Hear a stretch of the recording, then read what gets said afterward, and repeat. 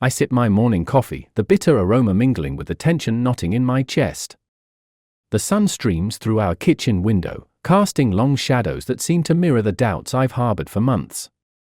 Laura always said her evenings were packed with business meetings, late dinners with clients, endless networking events. I never questioned her. After all, she was brilliant, climbing the corporate ladder with a grace that left me both proud and, lately, suspicious. Today feels different. Maybe it's the way the silence lingers longer than usual or how her phone buzzes incessantly at the dining table. I glance at the clock, 7:45 p.m. Another meeting. My eyes narrow as I watch her prepare for another evening out. Another late night? I ask, attempting casualness. She smiles, a practiced curve of her lips. Yeah, we have a strategy session. Big presentation coming up. I nod, swallowing the unease. All right. Let me know if you need anything. She kisses me on the cheek, then grabs her coat and rushes out. The door clicks shut, leaving me in a haze of suspicion. Weeks pass in a blur of routine. Laura's stories about her business meetings become more elaborate, more frequent. I start noticing the subtle changes, her wardrobe shifting to more stylish, revealing outfits, unexplained absences during the day, and a distant look in her eyes that wasn't there before. One evening, I decide enough is enough. I can't shake the feeling that something is terribly wrong. As Laura leaves for another supposed meeting, I make a decision. I need to see where she really spends her evenings. The office is a sleek, glass-paneled building in the heart of the city. My heart pounds as I approach, the weight of betrayal pressing down on me. I'm not supposed to be here, but determination overrides doubt. I flash my ID at the receptionist, who raises an eyebrow but allows me entry. "Can I help you?" she asks, her tone polite but curious. "I'm here to see Laura," I respond, forcing calm into my voice. She glances at her screen, then shakes her head. She's not in any meetings today. Her schedule is completely empty. My stomach churns. No meetings? It doesn't add up. I thank her and head towards her office, but the door is locked. I check the conference room reservations, nothing. My mind races, piecing together the fragments. No business meetings, no late dinners. Where has Laura really been? I pull out my phone and call Tom, one of Laura's closest colleagues. He answers on the second ring, his voice brisk. "Tom, it's me. I need to ask you something." "Sure, John." "What's up?" "Is Laura in any meetings tonight?" I thought she was swamped with projects, but I just checked her schedule, and it's completely free. There's a pause, then Tom sighs. "John, I don't know. She's been acting kind of off lately, but there are no meetings on her calendar. Maybe she's dealing with something personal?" "Personal?" My heart sinks. I can't believe it. Could she really be cheating on me? "Thanks, Tom. I appreciate it." I hang up, feeling the walls of my marriage crumble. Laura's deception stings like 1,000 needles. Her business meetings were a facade, a cover for something far more sinister. The betrayal is complete, and the rage bubbles up inside me. That night, I confront her. She's lounging on the couch, a glass of wine in hand, her eyes glazed over from the evening's indulgences. "You're home early," she remarks, her tone light. I take a deep breath, my voice steady despite the chaos within. "Laura, we need to talk." She sets down her glass, concern flickering in her eyes. "What's wrong?" I step closer, the air thick with tension. "I went to your office today. No meetings, no clients. What's going on?" Her face shifts, a flicker of guilt crossing her features before she masks it with a smile. "I've been so busy, John. Maybe I forgot to update the schedule." "Busy?" "Laura, Tom told me there are no meetings." "What are you hiding?" Silence stretches between us, heavy and suffocating. Finally, she stands, her posture defensive. "I don't know what you're talking about." I stare into her eyes, searching for the truth. Don't lie to me. I know something's wrong. Tears well up in her eyes, but she remains silent. The dam breaks, and I unleash the fury that's been building for months. You've been cheating on me. All this time, you lied about your meetings, your work. How could you? She shrinks back, but there's no denial. I'm sorry, John. I never meant to hurt you. The pain is a physical ache, a hollow emptiness that swallows me whole. I realize then that the foundation of our marriage is irreparably shattered. Revenge consumes me, a dark desire to make her feel the anguish she inflicted upon me. In the weeks that follow, I meticulously dismantle her life. I expose her lies at work, ensuring her reputation is tarnished. I uncover financial discrepancies, painting a picture of deceit and manipulation. Laura's world crumbles around her, just as mine did when I discovered the truth. Our divorce is swift, a clean severance of the ties that once bound us. I watch as she loses everything she once held dear, feeling a twisted sense of satisfaction. The betrayal has transformed me, igniting a relentless drive to reclaim my life and ensure she never poses a threat again. As I walk away from the wreckage of our marriage, I realize this is only the beginning. The true depth of her deceit is yet to be uncovered, and my quest for revenge has only just started. The path ahead is dark and uncertain, but one thing is clear: I will stop at nothing to ensure Laura pays for the pain she caused. The morning air is crisp as I drive to Laura's workplace, my mind a whirlwind of plans and emotions. Determination fuels my every move. Today marks the beginning of dismantling the life she built around deceit. The office building looms ahead, its glass facade reflecting my resolve. I park discreetly across the street, avoiding any familiar faces that might recognize me. Inside, the lobby buzzes with the usual corporate chatter. I take a deep breath, steeling myself for what lies ahead. My first step is to gather information. I head to the reception desk, where a young woman with a name tag reads Samantha greets me. Hi, I'm John Matthews. I need to speak with Laura tonight about some urgent matters, I say, trying to keep my voice steady. Samantha's eyes flicker with recognition. Laura's not scheduled to work tonight, Mr. Matthews. Are you sure you have the right office? I force a smile, masking the frustration. Yes, I'm certain. It's important. She hesitates, then types swiftly on her computer. Let me check again. After a moment, she looks up, concern evident. I'm sorry, sir. There are no records of any meetings or appointments for Laura this evening. My heart pounds. This confirms my worst fears. Thank you, Samantha. I'll be on my way. As I turn to leave, an idea sparks. If Laura isn't here for business, maybe there's another reason she's been absent. I need to dig deeper. I decide to visit her office under the guise of a client needing assistance with a project. It's a risky move, but necessary. Slipping inside, I approach the receptionist again. I have a project proposal I need to discuss with Laura. Could you please arrange a meeting? Samantha looks uneasy. I really can't help you, Mr. Matthews. Laura isn't here tonight. I nod, masking my irritation. Understood. Thank you. Leaving the building, I realize that Laura's absence is no accident. Someone has been covering for her, hiding her true activities. The pieces of the puzzle are beginning to fit, and the picture they form is dark and disturbing. Determined to uncover the truth, I head back home to regroup. As I enter, Laura is already there, sitting at the kitchen table, with a laptop open. Her expression is calm, almost serene, but something feels off. You're home early, she notes, glancing up. I take a seat across from her, my eyes fixed on hers. I've been trying to reach you. It's important. She closes the laptop, her demeanor shifting. What's going on, John? I lean forward, the weight of betrayal pressing down on me.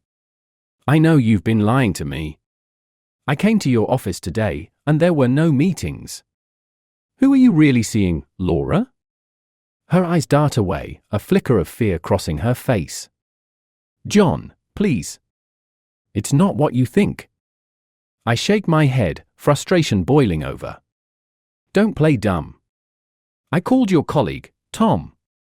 He said there are no meetings." "What's happening?" Laura takes a deep breath, her facade beginning to crack. "There are things you don't understand. It's complicated." I stand abruptly, the chair scraping loudly against the floor. "Complicated? You've been unfaithful, lying about your work, and I've wasted months trusting your lies. I'm done." She reaches out, desperation in her voice. "John, please. Let's talk about this." But I'm beyond reasoning. My mind is set on revenge, on making her feel the pain she inflicted. As I walk away, I formulate the next steps of my plan. The following days are a blur of meticulous actions. I start by accessing Laura's financial records, discovering suspicious transactions that hint at embezzlement. With evidence in hand, I arrange a meeting with her boss, Mr. Henderson, a stern man with little patience for deceit. "Mr. Henderson, I have concerns about Laura's recent financial activities. I believe there are discrepancies that need to be addressed," I state firmly. He raises an eyebrow, intrigued. "Go on." I present the documents, outlining the irregularities. Henderson studies them, his expression darkening. "This is serious, John. I appreciate you bringing this to my attention. We'll investigate immediately." A sense of vindication washes over me. Laura's professional facade is crumbling, just as our personal one did. But I'm not done yet. Next, I reach out to Samantha, the receptionist, under the pretense of being a concerned husband.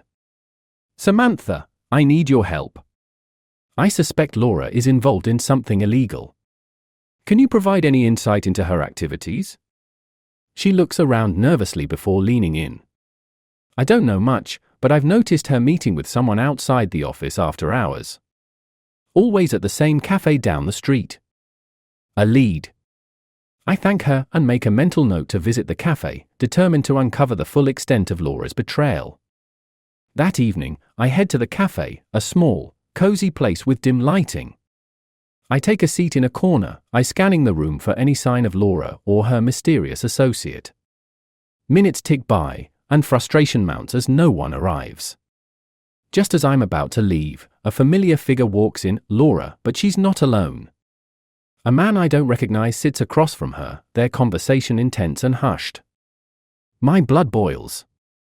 This is more than just infidelity, there's something far more sinister at play. I watch as they part ways, Laura slipping out of the cafe with a sense of purpose. I follow discreetly, keeping a safe distance. Her destination is a run-down apartment building on the edge of town, a stark contrast to her polished office. I linger in the shadows, observing her entrance.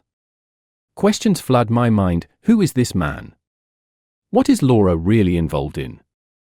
As days turn into weeks, I continue my investigation, piecing together the fragments of Laura's double life. Each discovery fuels my desire for retribution, but also unveils layers of deception I never imagined. The more I uncover, the deeper the betrayal runs, intertwining with secrets that threaten to consume us both. One night, as I sift through Laura's personal files on her old laptop, a hidden folder catches my eye, Project Blackthorn. My curiosity piqued, I open it, revealing plans and communications that hint at corporate sabotage and illegal dealings. This isn't just a case of infidelity, it's a web of betrayal that could destroy everything. A chill runs down my spine as I realize the true extent of Laura's deception. She wasn't just cheating on me, she was involved in something dangerous, something that could have far-reaching consequences. My quest for revenge transforms into a mission to expose her and protect those who might be affected by her actions. The stakes are higher than I ever imagined, and the path ahead is fraught with peril. But I can't turn back now. Laura has to pay for the life she ruined, and I won't rest until the truth is revealed. As I close the folder, I make a silent vow: I will uncover every secret, dismantle every lie, and ensure that Laura faces the consequences of her betrayal. The journey has only just begun, and the shadows of deceit are deepening. But I'm ready to face whatever comes next, driven by a need for justice and retribution that consumes me. Walks in, Laura, but the rain drums relentlessly against my car windshield as I pull into the dimly lit parking lot of the rundown apartment building where Laura has been meeting her mysterious associate. The night is thick with tension, the kind that makes every sound amplified and every shadow seem menacing. I sit for a moment, gathering my thoughts, before stepping out into the storm. My footsteps echo on the wet pavement as I approach the building's entrance. The flickering porch light casts eerie patterns on the walls, making the place look abandoned. I take a deep breath, steeling myself for what I might find inside. This is no longer just about uncovering Laura's infidelity, it's about unraveling the dangerous web she's woven. I ascend the creaky stairs, each step groaning under my weight. The corridor is dark, the only illumination coming from sporadic, weak bulbs overhead. I reach the door Laura entered the night before and press my ear against it, hoping to catch any sounds. Silence. I knock softly, my heart pounding in my chest. After a tense moment, the door creaks open a crack. A sliver of light spills out, revealing Laura's face, tense and guarded. "John? What are you doing here?" she asks, her voice shaky. I step back, deciding to reveal myself. "Laura, we need to talk. Now." Her eyes widen with fear and something else, maybe guilt. "John, please, it's not what you think." I push the door open and enter, the musty smell of the apartment assaulting my senses. The place is cluttered with papers and electronic equipment, indicating some sort of operation. In the center of the room stands Laura's associate, a man in his late 30s with a hardened demeanor and a wary glance at me. "Who are you?" I demand, my voice echoing off the walls. Laura takes a step forward, her hands raised in a placating gesture. "John, this isn't about personal things anymore. It's bigger than us." I turn my attention to the man beside her. "And who are you?" He straightens, eyes narrowing. "I'm Marcus. We've been working on Project Blackthorn together." Project Blackthorn, the folder I found on Laura's laptop. My mind races, connecting the dots. Project Blackthorn? What the hell is that? Marcus steps forward, his expression unyielding. "It's a corporate espionage initiative. We're stealing proprietary information from rival companies to give Laura's firm a competitive edge." My blood boils. "You're sabotaging other businesses for your own gain? And you expect me to believe Laura kept this a secret from me?"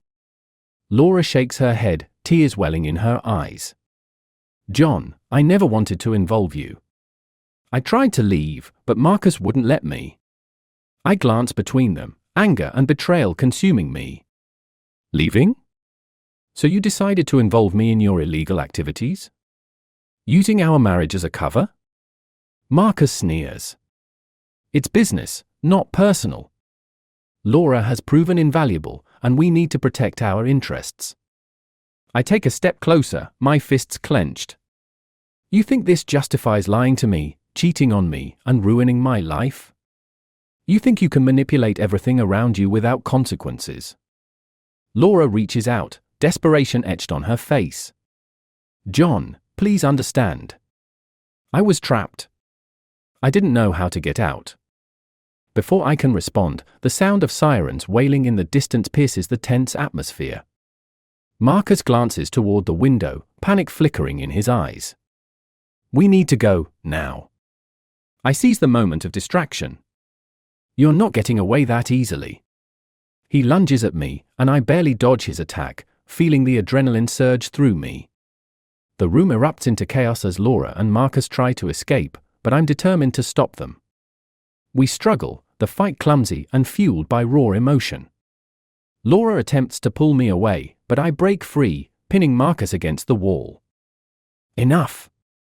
I shout, holding him in place. "You're done." The sound of approaching sirens grows louder, the flashing red lights casting frantic shadows through the windows. Marcus snarls, realizing their window is closing. He pushes me away, grabbing Laura's arm and making a desperate dash for the door. I chase after them, the rain now a torrential downpour, obscuring visibility. We burst out of the building, sprinting through the alleyway. I'm not going to let them get away, not when I'm so close to the truth. Breathing heavily, I confront them in the pouring rain. This ends now, Marcus. He turns, pulling out a knife. You don't know what you're getting yourself into, John. I hold my ground, refusing to back down. I know enough. I know betrayal, deceit, and that you're willing to destroy everything for power. Just as Marcus lunges forward, sirens blaring closer, a police cruiser screeches around the corner, lights flashing. The officers intervene, pulling Marcus and Laura away. I watch as they are handcuffed, the weight of betrayal still heavy on my shoulders. As the police take them away, Laura looks back at me, her eyes filled with a mixture of regret and sorrow. I'm sorry, John. I never wanted it to come to this. I nod, feeling a strange sense of closure. Goodbye, Laura. The rain continues to pour, washing away the remnants of our shattered marriage. As I watch them disappear into the distance, I realize that my quest for revenge has taken a turn I never anticipated.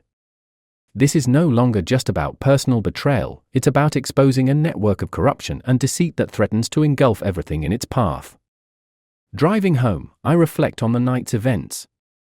The revelation of Project Blackthorn has opened a new chapter in my life, one filled with uncertainty and danger. But there's no turning back now. I've uncovered the depths of Laura's betrayal, and now it's time to ensure that justice is served.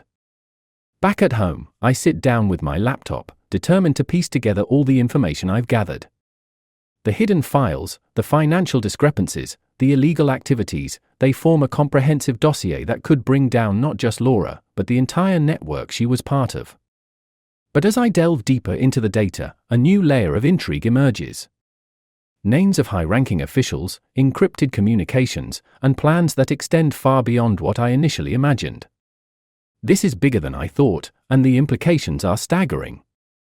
A knock at the door breaks my concentration. I tense, expecting trouble, but it's only Samantha, the receptionist. John, I heard about what happened. Are you okay? I invite her in, grateful for the support. I'm fine, Samantha. Thanks for checking in. She looks around nervously before speaking. There's something you should know. I've been keeping an eye on Laura since you started digging. There are others involved, people with a lot of power. I feel a chill run down my spine. Who? Who else is part of this? Samantha hesitates, glancing over her shoulder. I can't say here. Meet me tomorrow at the cafe where you saw Laura last time. I have information that can help you. I nod, sensing the gravity of the situation. All right. I'll be there. As she leaves, I realize that my fight against Laura and her associates is far from over. The path to retribution is winding and treacherous, but I'm more determined than ever to see it through. Betrayal has plunged me into a world of darkness, but with each step I take, I grow stronger, fueled by the need to expose the truth and reclaim my life. The night grows quieter, the storm finally abating. I sit alone in the silence, the weight of the revelations pressing down on me. But amidst the darkness, a spark of hope ignites. With allies like Samantha and the evidence I've gathered, I might just have a chance to dismantle the corruption that Laura was entangled in. As dawn breaks, casting a pale light through the window, I make a silent promise to myself: I will uncover every secret, expose every lie, and ensure that those responsible for the betrayal and deceit face the consequences. The journey ahead is fraught with danger and uncertainty, but I'm ready to face whatever comes next, driven by a relentless pursuit of justice and the need to rebuild my shattered life. The air is thick with tension as I sit in my dimly lit home office, the only illumination coming from the flickering screen of my laptop. The weight of the past weeks presses down on me, each discovery about Laura's double life fueling the fire of my desire for vengeance. Samantha's revelation about the broader network involved in Project Blackthorn has only deepened the complexity of the situation. I know that to truly dismantle this web of deceit, I need to strike at the heart of the operation, and there's no turning back now. I glance at the clock, midnight. The city outside is silent, save for the distant hum of traffic and the occasional siren piercing the night. I've mapped out the network, identifying key players and their roles. Laura and Marcus are just the tip of the iceberg. The real power lies with Evelyn Grant, the CEO of Laura's firm, whose influence extends far beyond our company's walls. My plan is meticulously crafted. I've gathered incriminating evidence, secured access to Evelyn's private accounts, and enlisted the help of a few trusted allies who share my thirst for justice. Tonight, it all comes to fruition. I drive to Evelyn's mansion, a sprawling estate guarded by state-of-the-art security systems. Under the cover of darkness, I disable the alarms and navigate through the labyrinthine grounds with precision. Every step brings me closer to confronting the woman who orchestrated the betrayal that shattered my life. As I approach the grand entrance, I notice a light on inside. Evelyn is hosting a private gala, celebrating the company's latest successes built on the ruins of deceit and sabotage. I slip into the shadows, making my way to her study where I know she keeps her most sensitive information. Inside, the room is opulent, filled with expensive furniture and priceless artworks. Evelyn sits behind her desk, engrossed in paperwork, unaware of the storm about to hit her. I move swiftly, pulling out a USB drive loaded with damning evidence, financial fraud, illegal dealings, and the full extent of Project Blackthorn. My fingers tremble slightly as I plug it into her computer, initiating the download. "Evelyn," I call out, my voice cold and unwavering. She looks up, startled, her eyes narrowing as she takes in my presence. "John Matthews? What are you doing here?" I step forward, the room suddenly feeling smaller, the air heavier. "You orchestrated everything, didn't you? The lies, the betrayal, the illegal activities, all to climb higher, no matter who you had to destroy." Evelyn rises, her demeanor shifting from composed to defensive. "John, you have no idea what you're talking about." I smile darkly, holding up the USB drive. "Oh, I think I do. And tonight, your empire crumbles." Before she can react, I activate the drive, and the files begin to download onto her computer. Her face pales as she realizes the extent of the evidence against her. Panic flickers in her eyes. "You can't do this. You don't understand the power I wield."